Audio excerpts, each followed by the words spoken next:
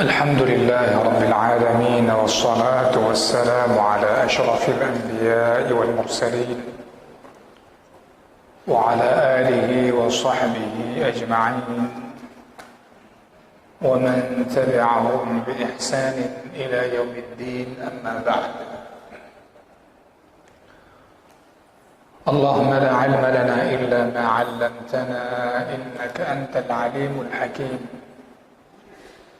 اللهم آت نفوسنا تقواها وزكها أنت خير من زكاها أنت وليها ومولاها. اللهم جنبنا ما يضرنا في ديننا ودنيانا يا أرحم الراحمين. Hadirin jamaah Masjid Baitur Rahman yang saya muliakan,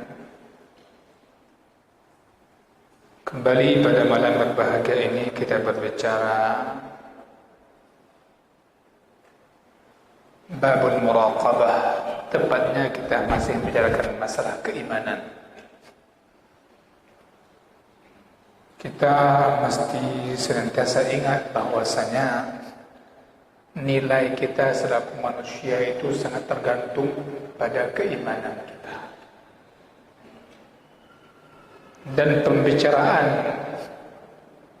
yang paling bermanfaat dalam hidup kita dan setelah hidup di dunia ini adalah yang berkaitan dengan keimanan. Namun tidak sedikit dari kaum muslimin pembicaraan masalah keimanan dan prinsip-prinsip hidup beragama ini di akhir-akhir zaman ini adalah menjadi pembicaraan dan topik yang kurang menarik. Manusia di dunia ini fenomenanya adalah disibukkan dengan pembicaraan yang terkini. Selalu yang dicari adalah berita terkini, topik terkini, sehingga tidak sedikit orang akhirnya tidak membicarakan lagi masalah agama, tapi yang dibicarakan adalah masalah-masalah dunia yang berkaitan dengan topik kekinian. Maka pentingnya majelis ilmu, pentingnya masjid-masjid dihidupkan dengan majelis-majelis keimanan. Karena nilai kita nanti di sisi Allah Subhanahu wa taala adalah bagaimana keimanan kita. Di antara pembicaraan keimanan yang sedang kita bicarakan adalah keimanan kepada hari akhir. Pada pertemuan yang lalu kita menyampaikan bahwasanya di hari akhirat nantinya, ketika matahari mendekat dengan kepala manusia, di saat itu ada 7 golongan dalam sebuah hadis disebutkan dalam satu siyak yang Allah Subhanahu wa taala berikan naungan kepada 7 golongan manusia itu. Kita telah membacakan hadisnya, dan ini di antara perkara yang wajib kita imani, sehingga terdorong kita pun untuk mengamalkan dan berusaha untuk mendapatkan 7 golongan tersebut. Ya, kita tidak dapat ke-7 golongan itu, namun bisa dapatlah salah satu dari golongan itu yang menyelamatkan kita nantinya. Yang pertama kita singgung pertemuan yang lalu adalah yang hadis Rasulullah sallallahu alaihi wasallam menyebutkannya, al-imamul adil. Al-imamul adil, imam yang adil. Maksudnya adalah pemimpin yang adil. Dia adalah pemimpin yang adil pada rakyatnya. Adanya pemimpin dipastikan pasti ada rakyat. Kalau enggak ada rakyat, apa yang dipimpin? Dia adil kepada rakyatnya, dan dia memikirkan kemaslahatan rakyatnya, baik itu kemaslahatan dunia mereka, terlebih-lebih kemaslahatan akhirat rakyatnya.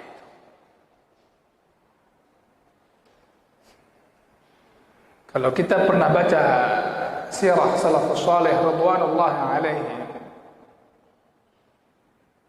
kalau nggak salah Umar bin Khattab radhiyallahu anhu, Umar itu merasa bersalah, dia gelisah, risau. Kalau ada jalan yang bisa membuat binatang itu menjadi celaka dengan jalan yang tidak bagus. Bukan orang mati gara-gara hilang ruhum jalan kan. Tapi ini binatang. Nanti boleh dibaca lagi kisahnya. Kemudian dia memperhatikan maslahat rakyatnya berkaitan dengan agama. Artinya dia berusaha menjamin rakyatnya ini aman secara kebutuhan duniawinya dan juga terlebih kenyamanan dalam hal beribadah kepada Allah Subhanahu wa taala. Sehingga para ulama dan para pemimpin terdahulu di zaman Nabi dan setelah Nabi sallallahu alaihi wasallam maksudnya, mereka memikirkan daerah-daerah yang tidak ada dai dikirim dai. Contoh, Mu'adz bin Jabal radhiyallahu anhu, sahabat yang mulia yang diutus oleh Nabi Muhammad sallallahu alaihi wasallam ke negeri Yaman. Untuk apa? Diutus ke negeri Yaman untuk mendakwahkan mereka. Untuk mendakwahkan penduduk negeri Yaman. Dan Rasulullah sallallahu alaihi wasallam memberitahu kepada Mu'adz bin Jabal, engkau akan mendatangi sebuah kaum yang mana mereka adalah ahlul kitab. Nabi mengenalkan negeri yang akan didatangi oleh Mu'adz bin Jabal radhiyallahu anhu. Dan Nabi sallallahu alaihi wasallam memerintahkan mereka untuk mendakwahkan yang pertama kepada syahadat la ilaha illallah Muhammadur Rasulullah. Kemudian perintahkan mereka yang sudah mentaati untuk salat. Kemudian membayar zakat. Dan zakat itu diambil dari orang-orang kaya di kalangan mereka dan diberikan kepada orang-orang fakir di kalangan mereka. Hadirin yang saya muliakan, itu Nabi memikirkan demikian. Sehingga para ulama, nanti kita akan dapatkan hadis itu dalam kitab Riyadhus Shalihin. Sehingga Nabi SAW mengatakan di akhir hadis tersebut, jangan sampai engkau menzalimi rakyatnya. Artinya Nabi mengingatkan, waspada kamu wahai Mu'adz bin Jabal akan doa-doa orang yang terzalimi. Jangan sampai berbuat zalim.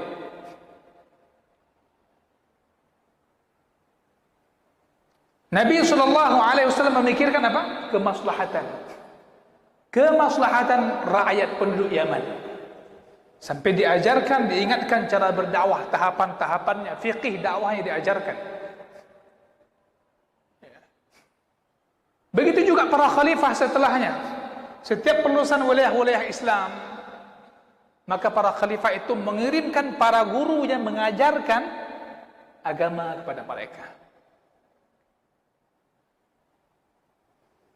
Ketika Persia ditaklukkan, masa Umar radhiyallahu anhu terjadi perluasan negeri Islam besar-besaran. Apa yang Umar pikirkan? Dikirimkan orang-orang yang mengajarkan agama. Dikirimkan orang-orang yang mengajarkan Al-Quran kepada penduduk tersebut. Ini contoh-contoh pemimpin yang adil. Dan itu Umar beneran, bukan Umar-Umaran. Akhir zaman ini banyak Umar-Umaran, namanya lain tapi suka melabelkan diri bagaikan Umar. Ya, semoga panjang umur dan bisa bertobat ada. Baik. Banyak kisah para pemimpin-pemimpin yang telah memberikan contoh bagaimana mereka memperhatikan kemaslahatan dunia dan akhirat rakyatnya. Baik, lanjutannya. Dan tidak ada yang lebih adil selain tadi memperhatikan maslahat tadi, Tentu tidak ada keadilan yang lebih adil dan tidak ada perkara yang lebih wajib diperhatikan oleh seorang pemimpin. Ini kita bicara Islam, agama kita. Tidak ada yang lebih penting, yang lebih wajib diperhatikan oleh seorang pemimpin, melainkan mereka adalah menerapkan, memutuskan hukum di kalangan masyarakat tersebut dengan hukum Allah Subhanahu wa ta'ala. Memperhatikan syariat Allah, memperhatikan syariat Islam. Maka dikatakan hadza, inilah yang dikatakan puncak keadilan. Di samping perkara tadi, di puncak adilnya bagaimana diterapkan hukum-hukum Allah dalam hidup manusia ini. Karena Allah Maha Adil. Allah dengan segala hukum yang diturunkan kepada kita, kepada para nabinya, tidaklah menurunkan hukum zalim.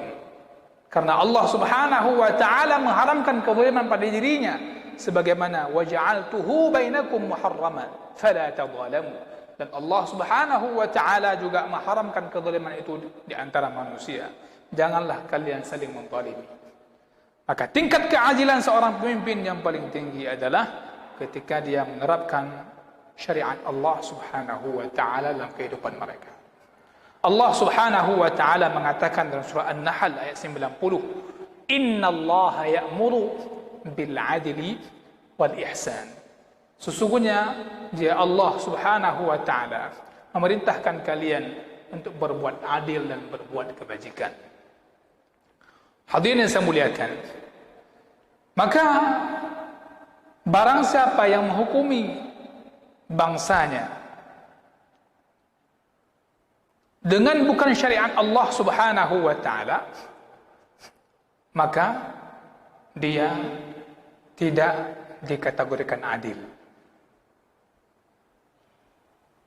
Pertanyaannya, apakah serta-merta orang tersebut dikatakan kafir?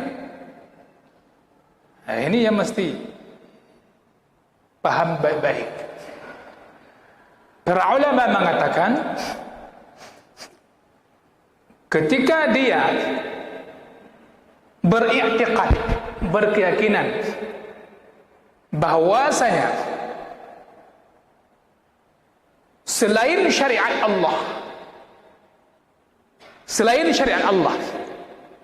yang telah Allah turunkan, selain hukum Allah, itu jauh lebih baik, dan itulah yang lebih bermanfaat bagi manusia dibanding hukum Allah, atau dianggap sama saja, hukum Allah bukan hukum Allah, maka di sini baru dia bisa menjadi kafir. Dia meletakkan sebuah hukum dan dia tahu, dia tahu, dan dia menyelisihinya, hukum Allah, dan dia berkeyakinan ini lebih baik daripada syariat agama Islam. Artinya dia sangat anti. Maka ini yang para ulama mengatakan dia kafir. Na'udzubillah min dzalik. Maka disebutkan apabila dia meletakkan oleh seorang hakim ini, seorang pemimpin ini, undang-undang yang menyelisihi syariat. Ingat, yang menyelisihi syariat wa huwa ya'lam, dan dia tahu, dia punya ilmu tentang itu. Dia tahu apa yang dibuat itu memang menyelisihi syariat, memang diselisihi syariat. Akan tapi dia menyimpang dari syariat tersebut. Dan dia mengatakan, aku tidak menyimpang. Bahkan dia mengatakan, ini lebih baik dibandingkan syariat Allah, lebih bermanfaat bagi rakyat dan sebagainya dibandingkan syariat Allah. Ini yang dikategorikan ke dalam kafir. Sehingga walaupun dia melakukan sejumlah amalan-amalan yang menampilkan dia seorang muslim, ya, hadirin saya muliakan, maka disebutkan di sini walau shalla walau tasaddaqa walau shama walau hajja walau dzakara Allah taala walau syahida lirrasul alaihi salatu wassalam birrisalah, maka ini jadi kafir. Wal'iyadu billah min dzalik. Ya.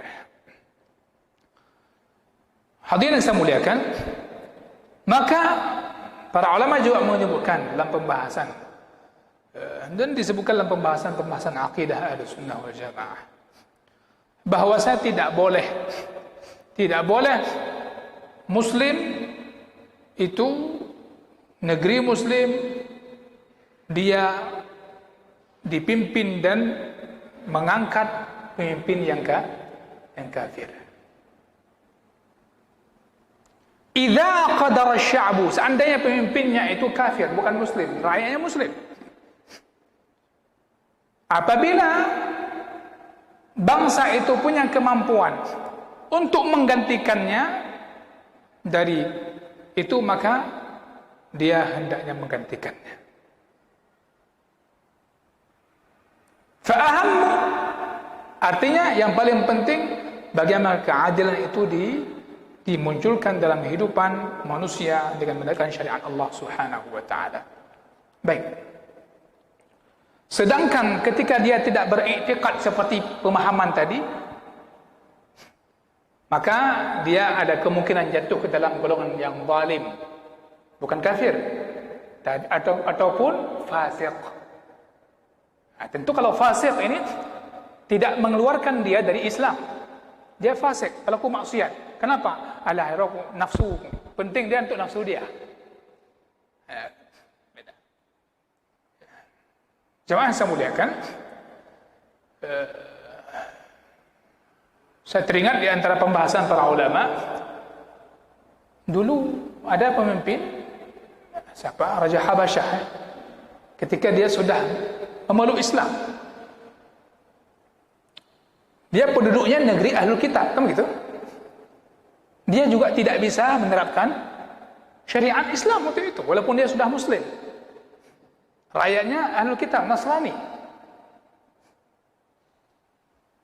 Ini menjadi dalil di para ulama menunjukkan tidak serta-merta orang yang tidak menerapkan syariat Islam itu divonis kafir. Ini mesti waspada. Dan kita perlu ingat, berbicara hukum Islam tidak identik hanya bicara pemimpin. Ini kadang teriak kafir sana, kafir sini. Tembayang tu buat apa tu? Subuh tadi ada. Nampak melatih. Tapi kalau teriak kafir untuk orang, semangat dia. Padahal banyak syariat Allah yang dia pun sendiri membelakanginya. Gimana Pak? Ribanya jalan Pak? Padahal riba di antara hal yang dipelihara oleh Yahudi dulu. Gimana riba bunganya? Gimana? Kayak bunga-bunga sekarang pakai pot putih. Apakah riba itu menyelisih syariat Allah? Artinya mesti dipandang dalam makna yang luas. Baik, kita telah sampaikan sekilas bahwasanya ada kalanya dia menjadi fasik kalau tidak menerapkan hukum Allah Subhanahu wa taala dengan memperturut hawa nafsunya.